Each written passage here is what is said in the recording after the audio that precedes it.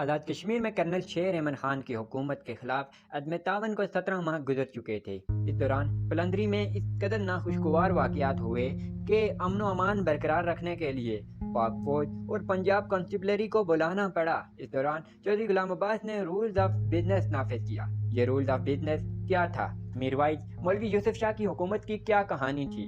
چودھری غلام عباس نے دوبارہ استعفیٰ کیوں دیا؟ یہ سب ہم آپ کو بتائیں گے ہسٹری آف کشمیر کی آج کی اس قسط میں۔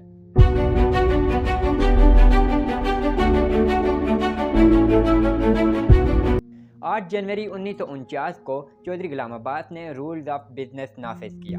اس رولز آف بزنس کے تحت چودھری غلام عباس کو بے پناہ اختیارات حاصل تھے۔ حکومت کشمیر اور مسلم کانفرنس دونوں چودھری غلام عباس کو جواب دہ تھیں، لیکن دوستو چودھری غلام عباس خود کسی کو جواب دہ نہیں تھے۔ اس رولز آف بزنس کے تحت ان کے پاس بے پناہ اختیارات اور بے پناہ طاقت آ گئی تھی، لیکن دوستو چودھری غلام عباس جب یہ سب اختیارات سمیٹ رہے تھے تو اسی دوران ان کے مخالفین نے 22 جنوری کو راولپنڈی میں ان کے خلاف قرارداد منظور کی۔ 22 جنوری کو ایک قرارداد کے ذریعے چودھری غلام عباس پر عدم اعتماد کا اظہار کر دیا۔ 22 جنوری کے اسی اجلاس میں انہوں نے متوازی مسلم کانفرنس کا صدر کرنل شیر احمد خان کو بنایا اور میر عبدالعزیز کو اس کا جنرل سیکرٹری منتخب کیا۔ دوستو اس کے بعد متوازی مسلم کانفرنس کا یہ گروپ وزارت امور کشمیر کے وزیر نواب مشتاق گورمانی سے ملاقات کی۔ نواب مشتاق گورمانی کی طرف سے جب ان کی حوصلہ افزائی نہ کی گئی تو انہوں نے آزاد کشمیر میں ایک متوازی حکومت بنانے کا فیصلہ کر دیا۔ دوستو حالات دن بدن خراب ہو رہے تھے۔ حکومت پاکستان نے پاک فوج کو بھی الرٹ کر دیا تھا۔ سیاسی اور سرکاری دونوں سطح پر عدم تدبر کی وجہ سے عوام بے حال ہو چکی تھی۔ عوام میں نمائندہ حکومت کا نعرہ زور پکڑ رہا تھا۔ پونچھ میں لوگوں نے ٹیکس دینا بند کر دیا تھا۔ نو ٹیکسیشن وداؤٹ ریپریزنٹیشن کا جو امریکن نعرہ تھا، سردار محمد ابراہیم خان اسے پونچھ میں بھی لانچ کر چکے تھے۔ جولائی 1951 کو دیرکوٹ میں متوازی مسلم کانفرنس کا ایک اجلاس ہوا۔ اس اجلاس میں متوازی مسلم کانفرنس کی مجلس عامہ نے یہ فیصلہ کیا کہ اگست سے ہی متوازی حکومت اپنا کام شروع کر دے گی۔ اس دوران سردار ابراہیم خان اور چودھری غلام عباس کے درمیان ملاقات بھی کروائی گئی، لیکن اس کا کوئی نتیجہ نہ نکل سکا۔ دوستو پھر اسی دوران ستمبر 1951 کو جب وزیر اعظم پاکستان لیاقت علی خان دورہ پشاور پر تھے تو اللہ رکھا ساغر سے ان کی وہاں ملاقات ہوئی۔ باتوں ہی باتوں میں جب لیاقت علی خان نے کہا کہ یہ ابراہیم خان کا کیا قصہ ہے، کبھی متوازی مسلم کانفرنس کا اعلان کرتا ہے تو کبھی متوازی حکومت کا اعلان کرتا ہے، آپ اس سے صلح کیوں نہیں کر لیتے؟ اس پر اللہ رکھا ساغر نے کہا کہ ہم تو ابراہیم خان سے صلح کرنے کے لیے تیار ہیں، آپ ہی کے تو کہنے پر ان کی حکومت گرائی گئی تھی۔ صلح کرنا اگر اتنا ہی آسان ہے تو آپ بھی حسین شہید سہروردی سے صلح کر دیں۔ دوستو اللہ رکھا ساغر کے یہ الفاظ بڑے سخت تھے۔ کے بعد وزیر اعظم پاکستان نے کہا کہ میں جلد راولپنڈی کے جلسے میں کشمیر کے بارے میں بڑا اعلان کرنے والا ہوں، لیکن دوستو وقت کو کچھ اور ہی منظور تھا کہ راولپنڈی کے جلسے میں لیاقت باغ میں 16 ستمبر 1951 کو لیاقت علی خان کو گولی مار کر شہید کر دیا گیا۔ لیاقت علی خان کی زندگی میں کرنل شیر احمد کی حکومت کے خلاف آزاد کشمیر میں عدم تعاون کو 17 ماہ گزر چکے تھے۔ ان کی حکومت اس کا کوئی توڑ نہیں کر سکی تھی۔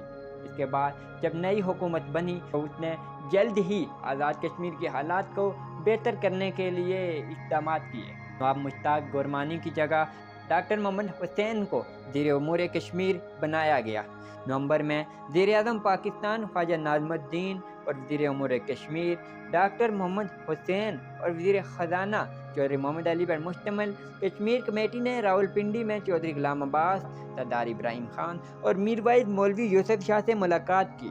آزاد کشمیر کی سیاسی صورتحال پر تفصیلی گفتگو کی، جس میں کشمیر کمیٹی میں یہ موقف اختیار کیا کہ آزاد کشمیر میں سازگار حالات پیدا کرنے کے لیے تمام گروپوں پر مشتمل ایک کابینہ کا تشکیل دینا ضروری ہے۔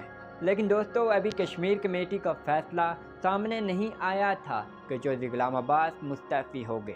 چودھری غلام عباس کے استعفے کے متعلق ان کے پرسنل سیکرٹری خواجہ غلام احمد پنڈت لکھتے ہیں کہ چودھری غلام عباس اور کشمیر کمیٹی کے درمیان زیر بحث معاملات میں تحریک آزادی کشمیر، وزارت امور کشمیر، شمالی علاقہ جات کا نظم و نسق، مہاجرین کی آباد کاری تھے۔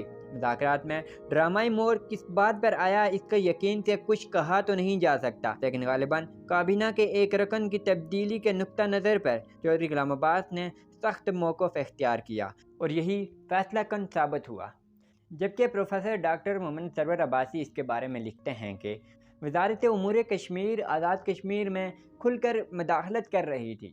چودھری غلام عباس کو پاکستان کے ساتھ الحاق تو منظور تھا، لیکن مداخلت کسی صورت منظور نہ تھی۔ پھر 4 دسمبر 1951 کو میر وائز مولوی یوسف شاہ نے صدارت کا حلف اٹھایا۔ ان کو کاروبار حکومت چلانے کے لیے 3 معاونین بھی دیے گئے۔ میر وائز مولوی یوسف شاہ کی 5.5 ماہ کی حکومت لینڈ آفیسران سے لڑائی جھگڑے میں ہی گزر گئی۔ دوستو، یہ لینڈ آفیسران وہ تھے جو آزاد کشمیر میں عارضی بنیاد پر پاکستان حکومت سے ادار لیے گئے افسران تھے۔ ادھر چودھری غلام عباس کے استعفے کے بعد حکومت پاکستان نے اعلان کیا کہ 3 ماہ میں مسلم کانفرنس کے الیکشن کرائے جائیں گے۔ چودھری غلام عباس نے ان الیکشن میں کوئی خاص دلچسپی نہیں لی، البتہ سردار محمد ابراہیم خان اور میر وائز مولوی یوسف شاہ نے ان کا خیر مقدم کیا۔ جب الیکشن قریب آئے تو میر وائز مولوی یوسف شاہ نے بھی چودھری غلام عباس کی طرح الیکشن کا بائیکاٹ کر دیا۔ الیکشن کا رزلٹ کچھ یوں تھا کہ متوازی مسلم کانفرنس واضح برتری حاصل کر چکی تھی۔ مسلم کانفرنس کا اجلاس بلایا گیا، جس میں سردار محمد ابراہیم خان کو مسلم کانفرنس کا صدر، راجہ محمد حیدر خان کو آزاد کشمیر کا صدر، جبکہ قریشی محمد یوسف کو مسلم کانفرنس کا جنرل سیکرٹری منتخب کیا گیا۔ لیکن حکومت پاکستان نے ان الیکشن کو کالے دم قرار دے دیا۔ حکومت پاکستان کا موقف تھا کہ ان انتخابات میں کئی اہم شخصیات نے حصہ ہی نہیں لیا، اس لیے یہ ڈھانچہ تنظیمی ڈھانچہ نہیں ہے۔ دوستو، وزارت امور کشمیر یہاں تک ہی نہ رکی، بلکہ اس سے 2 قدم آگے بڑھ کر آزاد کشمیر میں کرنل شیر احمد خان کی حکومت بنا لی۔ کرنل شیر احمد خان کی حکومت کی کیا کہانی تھی؟ دوستو، شروع میں ہم نے آپ کو واقعات پلندری کے بارے میں بتایا تھا، لیکن یہ ویڈیو کافی لمبی ہو چکی ہے۔ ہم واقعات پلندری کے بارے میں آپ کو اگلی قسط میں بتائیں گے۔